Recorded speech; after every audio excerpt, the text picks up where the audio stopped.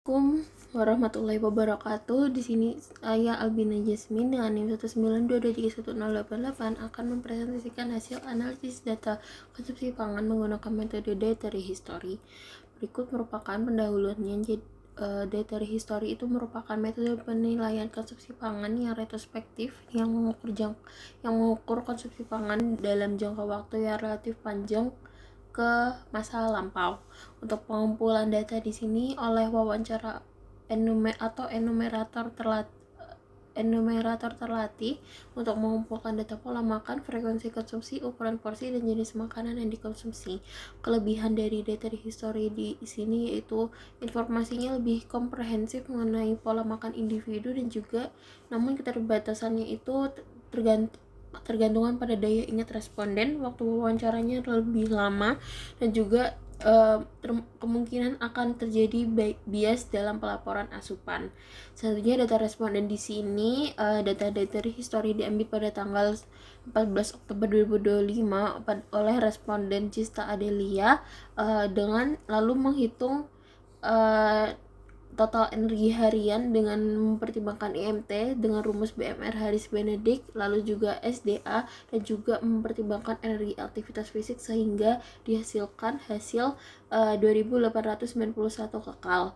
Selanjutnya di sini merupakan form dietary history yang dilakukan, terdapat nama makanan dan minuman, lalu jumlah gramasi, metode pengolahan, merek apabila responden mengonsumsi makanan kemasan, dan juga frekuensi makan mulai dari 1 kali sebulan sampai setiap hari. Selanjutnya di sini merupakan perhitungan zat gizi responden yang dihitung menggunakan Excel dan juga dengan TKPI, DKBM maupun nilai zat gizi yang ada di kemasan.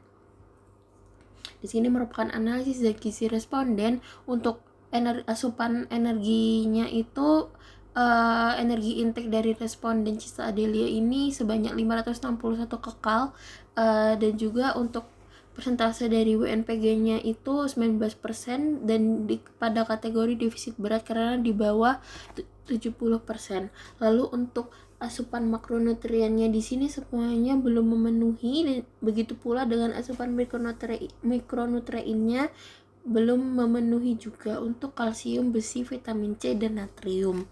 Selanjutnya di sini merupakan perhitungan rata-rata dari kelompok, dari 16 orang. Selanjutnya di sini merupakan analisis zat gizi kelompok. Untuk asupan energi intake dari rata-rata kelompok itu sebanyak 802 kekal, sedangkan dibandingkan dengan energi AKG sebanyak 2250 kekal untuk perempuan usia 19-29 tahun, persentase WNPG-nya sebanyak 36% pada kategori defisit berat. Begitu pula dengan asupan makronutrien dan mikronutriennya semuanya juga masih kurang atau belum memenuhi jika dibandingkan dengan kebutuhan AKG.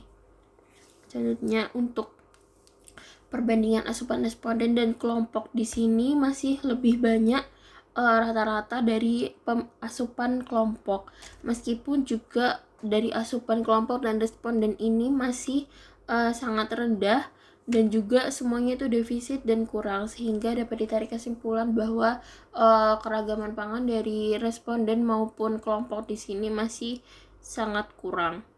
Untuk kesimpulannya yaitu asupan energi dan zat gizi individu sangat rendah, hanya 19% dari AKE atau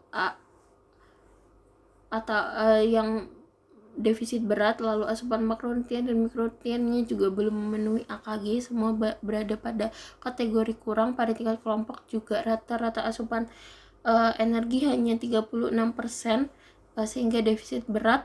Lalu untuk baik individu maupun kelompok menunjukkan defisit energi dan juga dan juga gizi makronutrien maupun mikronutrien, meskipun kelompok sedikit lebih tinggi.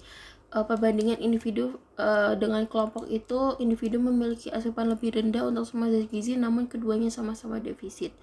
Terima kasih presentasi dari saya. Wassalamualaikum warahmatullahi wabarakatuh.